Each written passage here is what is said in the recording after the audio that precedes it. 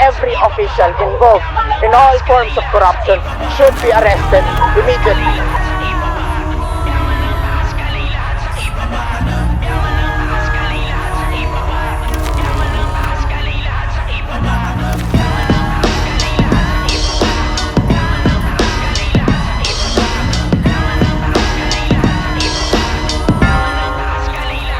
Anak ka ng boo!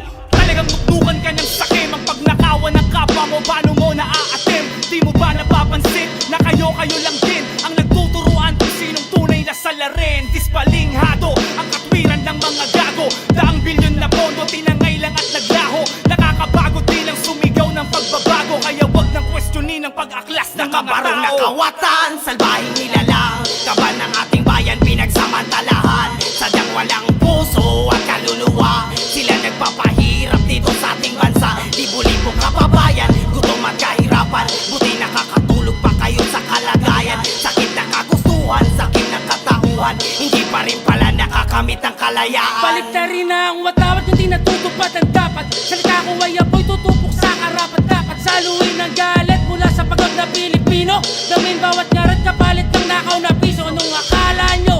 Tatahimik to? Ako ang puputol sa binuo mong sirkulo. Anong akala mo? Di kikilos to? Diretso ang gasera papunta sa kampo.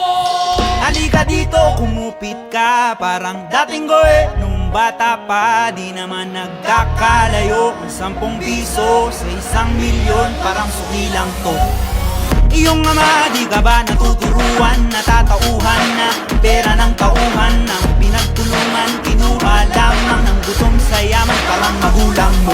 Sa amin ang galing sa hirap, yung sa'yo galing sa mahirap. Yung sa amin ang galing sa hirap, yung sa'yo galing sa mahirap. Anak ka ng boo!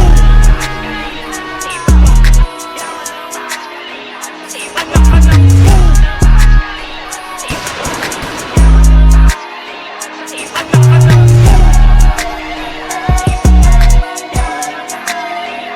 Anak ka ng boo!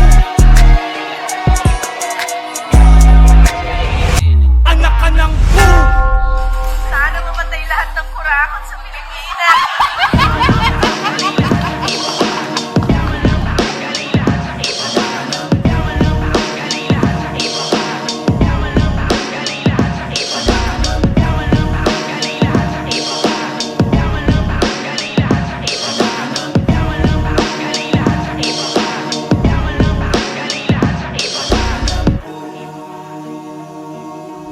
Project